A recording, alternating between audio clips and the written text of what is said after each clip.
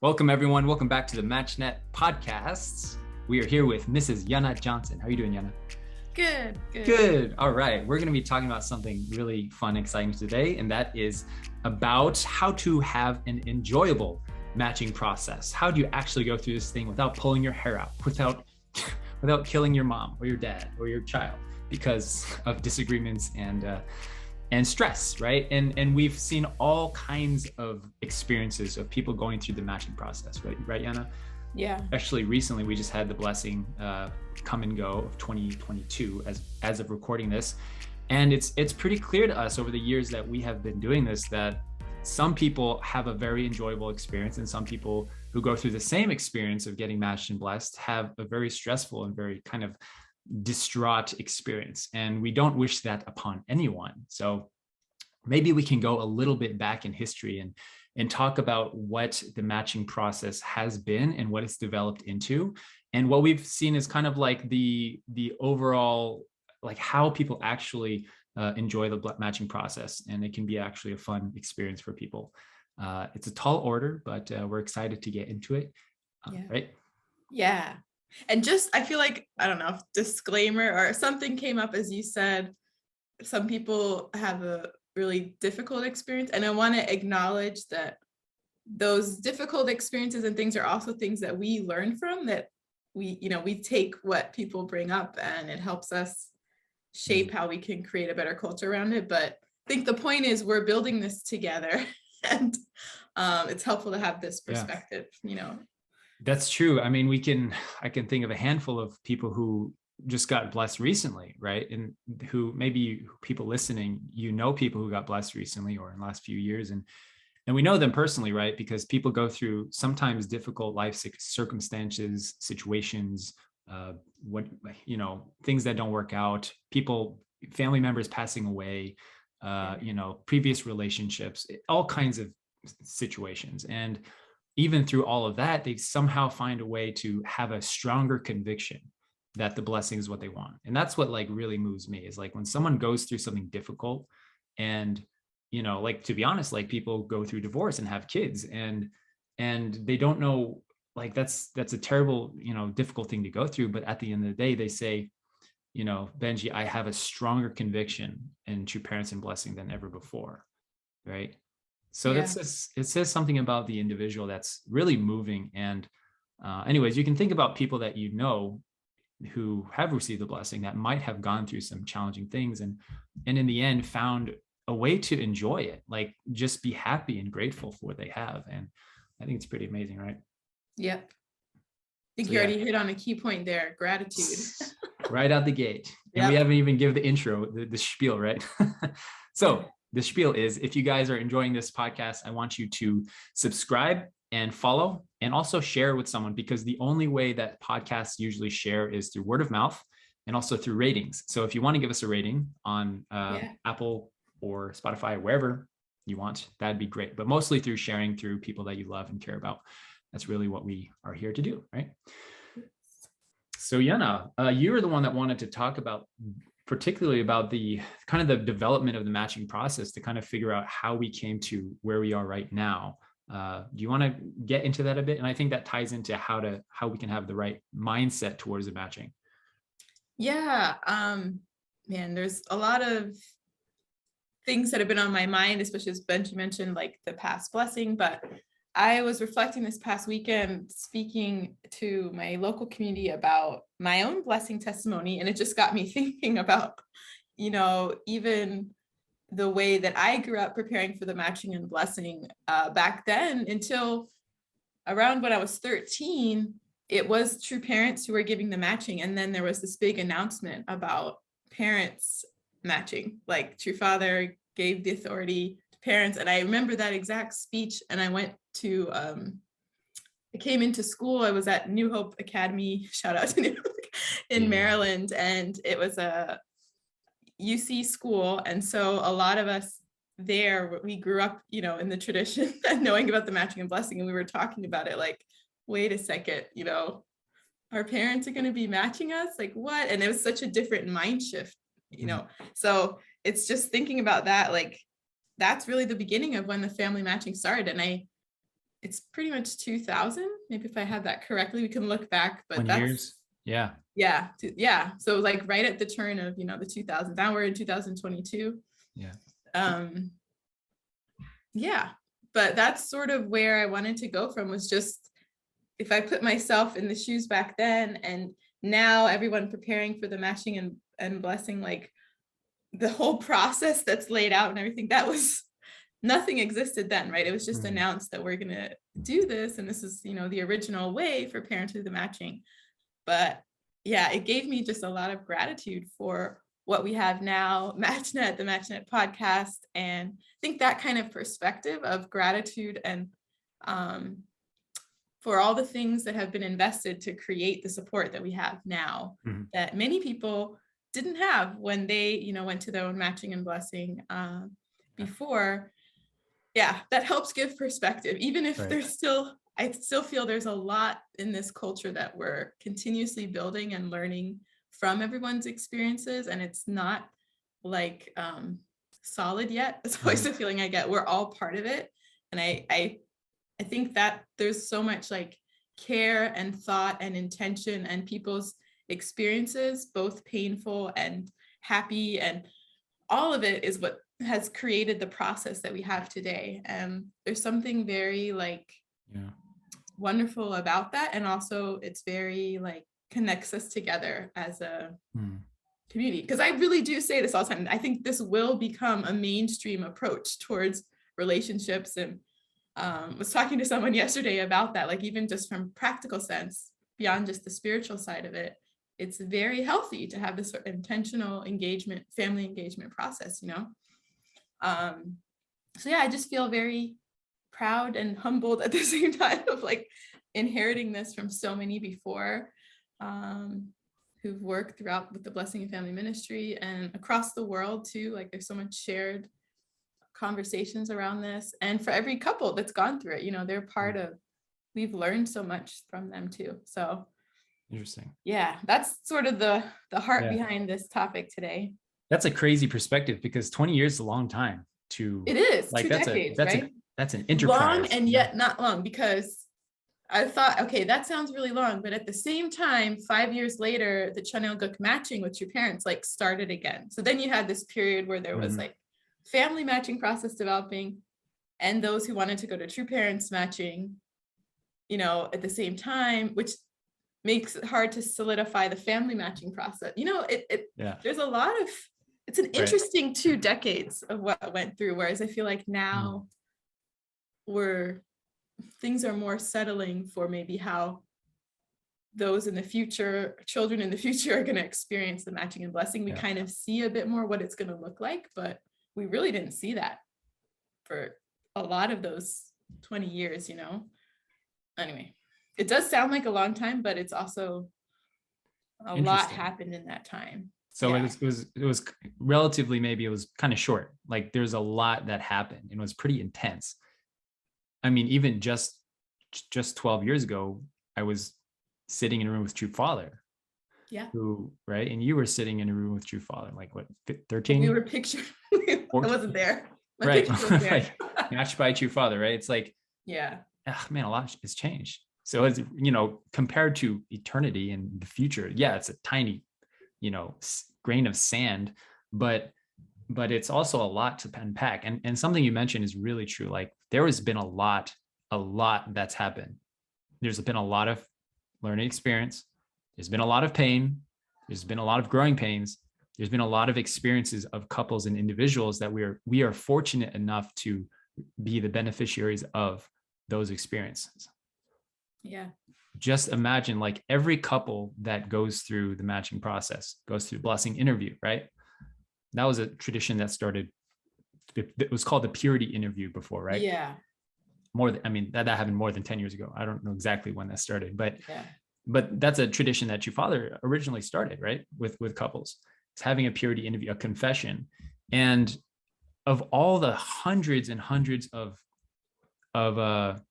individuals that have been through the blessing interview, there's so much we've learned. Of course we don't tell anything. It's all confidential and everything's burned, right?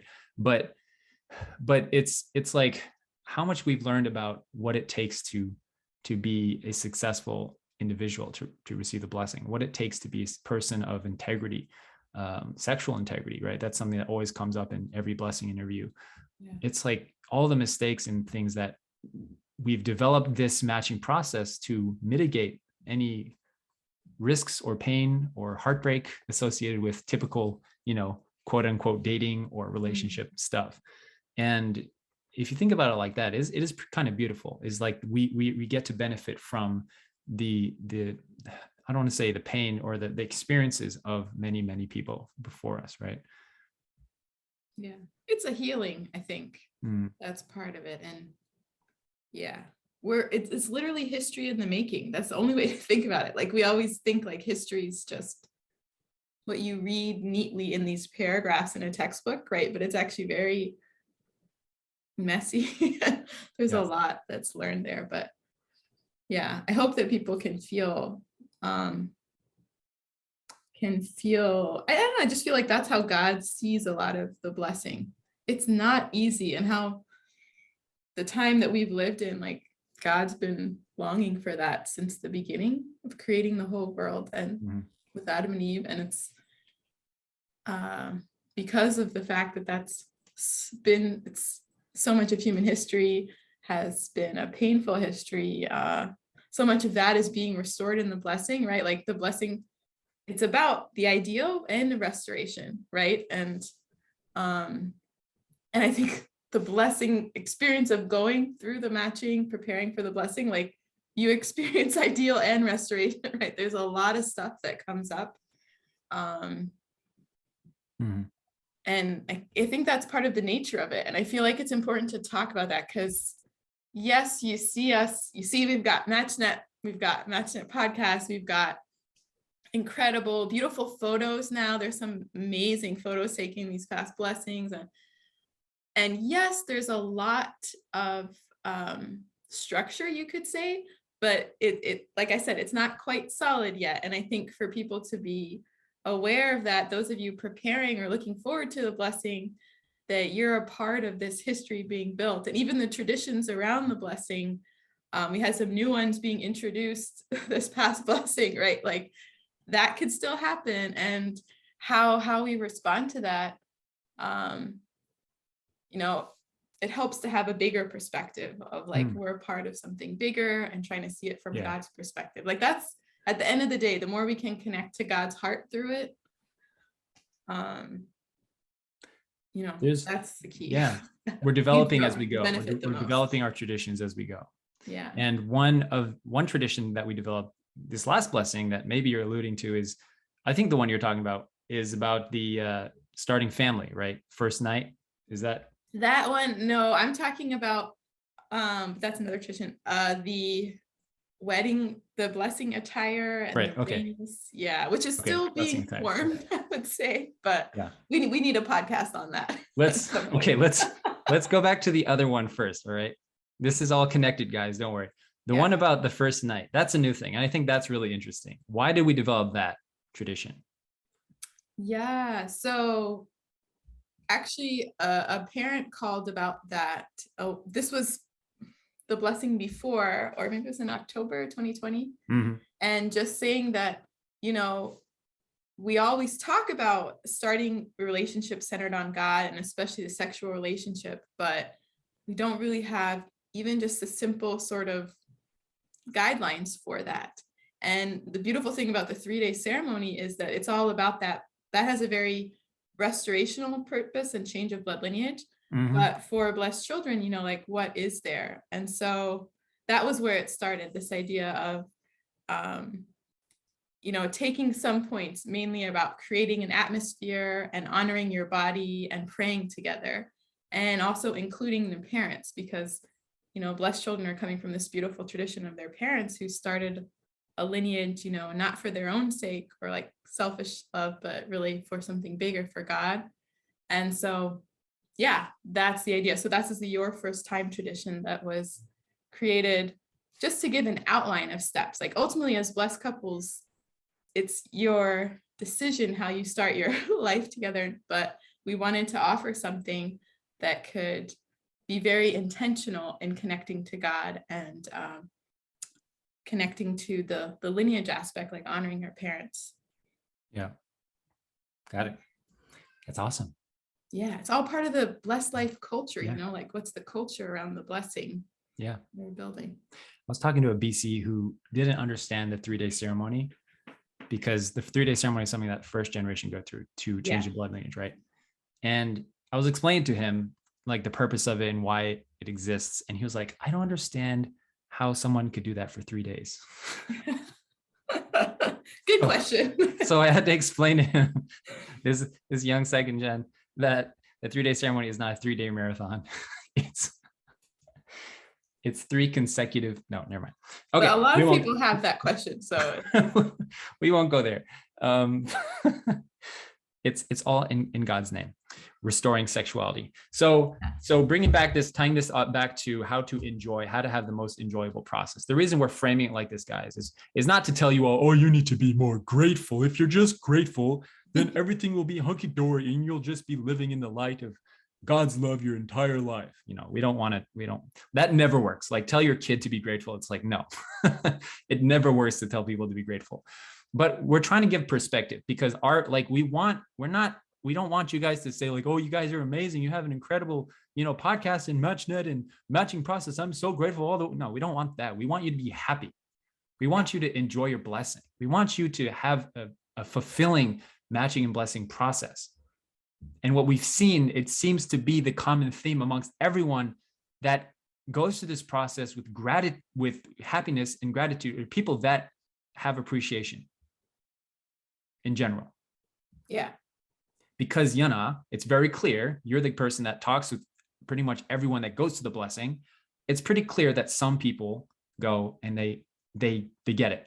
And some people go and they're like it's like pulling teeth the entire time. They're dragging their feet. Like, no, I don't want to do that. What do I have to do? I'm not making fun of anyone, but you know what I'm saying. I promise you, those people are not listening to this podcast, by the way. You know what I'm saying? Like talk on that a bit. Like, what is the quality of someone who's like just excited about the blessing and everything is just a process, and people who are just like, dragging their feet? Yeah, well, I was kind of thinking back to myself too. Like, when it comes to it's your first experience of something, I think that's a lot of like the way that we approach first things. If you've never gone to the blessing before or been through, but there's a lot of people who have maybe gone to, or for me, like with True Parents matching, I went to a matching where I didn't get matched. So the next time when I did get matched, it was like a different level of gratitude, right? Because of what through, and you kind of touched on that earlier, like there's a lot of different experiences people come to the blessing with, but I think most of it, it's a little bit of your self-awareness of yourself too. Like, I think your journey there shapes a lot of your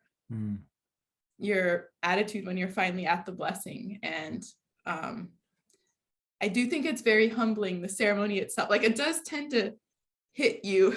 Sometimes there's a lot of stuff logistically that goes on before, and it can be quite you're not so grounded. But I remember the blessing ceremony for me was a huge grounding point. So it's hard to gauge. Like, I feel like people are in a lot of different spaces leading up to it. And I think that's part of the nature of the blessing itself. There's a lot of like spiritual stuff, crazy stuff going on. But if you can just like accept that as like the baseline, I think that's a lot of times the difference. So I was watching some movie where a mom was always saying to her son, life doesn't happen. Oh my gosh. So life doesn't happen to you, it happens for you. And I think like that's like a perspective mindset shift, or people have come into it. So yes, there's a lot of things that can happen and you feel like, why is this happening to me? Right? Blah, blah, blah. I think we can do that in a lot of things in our life. So if you have a tendency towards doing that, that might come out for you in the blessing process. Because I do feel like I'm often telling couples, like, there's always something unique about your blessing that makes it memorable. And sometimes it's these really complicated logistical things or changes last minute. But if you can kind of just embrace that that's part of the blessing, and still be able to see the bigger picture. Yeah. And I guess part of that has to do with how you handle other things in life too. But I feel part of our job, and you're one of the people who mention this often, you know, it's like our job is to help them connect to the bigger picture, like try to mitigate the different, like lessen the worry about all the logistic stuff, and you know, Yeah. help them focus on why you're here and why you're there. And to be honest, that used to be easier to do pre-COVID, right? COVID added all this other stuff. So I don't know, I didn't fully answer your question, but I felt like people, it has a lot to do with our own mindset in general about how we approach when things happen or don't go the way you were expecting, or just big changes in general. And I feel that a lot of people already experience that in their matching process. So that's what's unique, is like the journey to the blessing itself involves a lot of humbling and changing your perspective and all those things. So often people, when you're going to the blessing, it's easier to tap into that gratitude because you're kind of finally at one big milestone. It's really just the beginning. It's, you know, but maybe sometimes if it's been more, I don't know, maybe you want to speak to this, if, for those that have challenges or get really frustrated, I feel like there's other things going on that maybe have, it's a chance for it to be resolved before the blessing. That makes sense. Different triggers with family or stuff comes up. And I don't want to call people out to feel bad about that. I just think like, it's kind of like part of the process of preparing for the blessing is to help us resolve and really come with a heart that's, you know, that grace, and like the blessing interview exists for that reason, right? To like offer things up. Right. So yeah, that's my awesome, Yana. a Thanks lot for of stuff sharing. is going on emotionally. Thanks for sharing that. I think people appreciate the honesty, right? Yeah. And we're all family, we're all community. And I also don't want to be, you know, what's the word you used? You know, off-putting to people who don't really understand what the value is or of the blessing. And yeah, I mean, I've honestly talked with quite a few people over the years that, to me, when I was talking, like as an older brother, as a man, I don't have the authority to say you can't get blessed. Like that's not my authority. That's true parents. That's God. And that's you, right? That's your decision. But as an older brother, there have been times where I said, I don't think you should get blessed now, because you don't quite understand the value of it. And I know that might be like shocking for people to hear, but I say that to make them think. I like to say things to make them think, not to put them off or anything. Like I want them to think about it. Like, I don't think you should get blessed. I don't think you get what it's about. And I say, I'm not because I'm the gatekeeper of the blessing, It's because as an older brother, I think that you would not enjoy it. I think you would actually not have the right experience. And I think actually it would do a disservice to you. But if you wait a little bit, if you prepare well, and if you understand the value of it, then you'll have an infinitely more precious experience. And that's what I want for you, ultimately. So that's like that's how I handle it. And of course, like I said, I don't tell people like yes or no. I just say like, I advise this, right? So for me, it comes down to, so the answer to this question, why is it that some people have incredible life-altering experiences with the blessing, and some people they can take it or leave it? It's because of this. There is a value equation when it comes to the blessing. The higher you value the blessing, the more you will invest in getting it, the more you will do to get it. Because if you have a clear vision of if you have a clear outcome, the likelihood of the desired outcome that you want in your life, which is whatever it's, I want an ideal family. I want to establish God's lineage. I want to experience God fully in my marriage. I want to have an incredible relationship and sex and all of that, and bring God in. If you want all of that and have children, if that's your vision, what would you be willing to do for that? A lot. So it really comes down to the value of it. And if someone believes wholeheartedly that what they're doing is going to impact the future of humanity, the future of, that was the promise and that was the offer, then yeah, people would pay more than $2,000 happily. Yes, people would go all the way to Korea for a hectic, 1 week or 3-day or 4-day experience. Yes, people would do the application process. Yes, people would go through a matching process because that's the value that they're placing on it. If it's Yeah. like if you're selling, weight loss or fitness programs, you know, if I had an offer that said, I will guarantee you that you will be fit, you will be, beyond your wildest dreams, and your children and your entire lineage and generations to come will also be healthy. How much would you pay for that? Yeah. You know what I'm saying? And the likelihood of achievement is so high because we have tens of thousands of people that have been through it before. Because Right. we have testimonies and testimonials all the time of people who are doing that exact same thing that we're offering. You jump through hoops. You'd be happy to do anything that we offer you and say, yeah, you should do this blessing interview. Yeah, you need to pay $2,000 because that's what the blessing offering is, and that's just what it is. Happily. This is why, guys, first generation, if you're BC and listening to this, your parents were willing to do anything. 3 spiritual children, 40 spiritual children, 40-day fasting, 21-day fasting, whatever it took. Thousands and thousands of dollars and hours of time, 7 years MFD, all of that they'd willing to do because they understood the value of the blessing.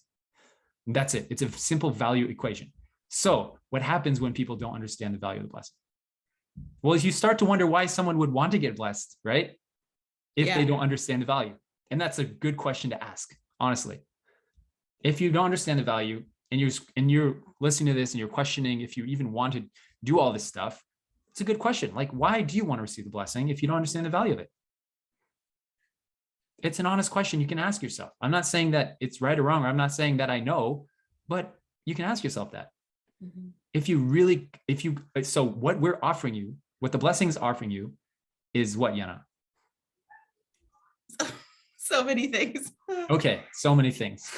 A lot. It's a giant package. Yeah, hard to describe. You get all these bonuses, including, happiness beyond your wildest dream. Most likely you'll live longer, by the way. Guys, we have a very high mortality rate. You've got to put the work in for it. Yeah. Though. That's the thing. It's like offering, just like you said, I mean, investing to get to the blessing because you understand the value, but to create that blessed family and live that blessed life is, you've got to invest in it to make what you want to. But there's this huge spiritual foundation that we don't even fully grasp and understand. I think that's hard, especially as BCs, to get. You're part of God's lineage. God can be so much more a part of co-creating that life with you, which is like, yeah, it's invaluable, priceless. How did you describe that? But it's not like a automatic thing. You've got to be constantly seeking and inviting God and like applying principle practically and really living that lifestyle. And yeah, that's the part that I think you're touching on before even going to the blessing, like how we prepare for it. I will say, I guess this is why I was mentioning that the blessing's about ideal and restoration, because I think a lot about how I'm teaching my sons about the blessing. We talk about it a lot because it's like, oh, this part of mommy, what she does at work, but I think, everything that you said about understanding the value, it starts with really learning about that early on. And even though I feel like we grew up, like me, I grew up really wanting the blessing, wanting to go to True Parents Blessing. That was a big thing for me from a young age because I'd heard about it. But in terms of the value of what the blessing really means, it takes time to learn that. So that's why I think it's important to talk about it very young. The difference is children now growing up and everyone now growing up, like we were alluding to before, there is like this set tradition around the whole family matching process, the blessing, the process of applying for the blessing offering. Those things weren't set before fully. Like it was kind of like, okay, I'm ready to go to the blessing. And then you found out that there was blessing interview, there was blessing offering, they were there, but it was all very kind of rushed. Whereas now you have a lot more time to prepare. So I think that's a big difference. Like children now learning about it can also learn about the external preparation side, which I felt we didn't get enough. And that, the connection, you explained it really well. Like if you really understand the value of this, sometimes I feel we can, growing up with this tradition, knowing how important the blessing is, a little bit take it for granted, like expect that, obviously God wants everyone to be blessed and I should absolutely be blessed. And instead thinking about having more of an offering heart towards the blessing. And the external requirements around the blessing are a huge part of that offering, but we weren't really educated around that because they weren't set in place. But now when I think about educating from a much younger age about the blessing, we can talk about it in a way, and especially young children can understand that, like saving up your money for your blessing offering in the future is like, it's a substantial thing that you can do to help create that value around the blessing. Does that make sense? Like the internal side. So I feel like we're in this time where we have so many people who've gone through this, and we're creating this more solid process around it that we can educate really well. And it's got to start much younger, I feel, about the value. If, that comes down to a lot of times, in general, rushing last minute or things like that bring up, it's much harder to have that heart of offering and preparing compared to like having intentionally done that for years beforehand. And I was really moved by some of the testimonies. This blessing, someone who was reading, she just wanted to have a better heart. And so she just started reading everything she could find about the blessing in True Parents' words and trying to have a heart like True Parents had at receiving the first blessing, and I was like, wow, that's so deep, there's always something you can do to try to understand the value of something more. And I think it doesn't stop when you get blessed. You got to continue to do that, right? As a blessed family, I feel like part of being in this role is I'm constantly learning the value of the blessing, Interesting. Yeah. That's important to be learning. Yeah. So it sounds like there's a way for us to increase the value of the blessing, or like the perceived value of the blessing in our own minds. Because it really, like the value of the blessing is what it is, like it's set, but the perceived value of it, like imagine if we were selling, and of course, like I'm not trying to make this about money or sales or anything, but as an analogy, right? Yeah. If we were selling the blessing, there's two options we could do. We could make it like, okay, putting a monetary value, $2,000 is the blessing offering. So let's just say that that's the monetary barrier for people to receive the blessing. We can say like, oh, let's just lower the blessing offering to $2 and then just get a bunch more people blessed, right? The problem with doing that is that you lower the value of it to people. So in essence, when the best way to increase the perceived value of it is to increase the value of it rather than decreasing the price. Does that make sense? And as long as there's this discrepancy between what people think they're getting from something and what they're willing to do or pay for something, then that's always going to exist. So what you're saying is that what the sister was doing in your example was trying to increase and understand the value of the blessing so much so that she wants to do it and she's willing to go through the matching process, go through matching websites, do all this stuff in order to receive it. Yeah. Which is kind of what we've been recommending, right, for people to do is, and if you listen to another episode about the 7 steps, right, to receive, successful blessing, the first one is about relationship with God. And the second one is about relationship with the blessing, understanding what the blessing is. Yeah. And if you have that foundation, then the blessing makes sense. It's not a ceremony. It's infinitely more valuable to you because you understand what it means to God, you understand what it means to you. Yeah. So we can increase the value of the blessing, but also at the same time, I think, we have a responsibility on our part too, is to also increase the perceived value of the blessing to everyone. Totally. Right? Yeah. That's something we can definitely improve on. I think that's a huge part. And that's part of, I think, what we're really building together with blessed couples and those going through the culture around the blessing. Yeah. I was just, when you were talking about, I felt like we should read the Blessing Vow. I have this little booklet right here. She's got it with her, guys. Yes. In her back I love the vow. I mean, there was 4 vows at the time I got blessed, but True Mother consolidated into one. I love this about True Mother. She's so concise but it's so deep, like it's packed. Should we read it? Go ahead. Okay.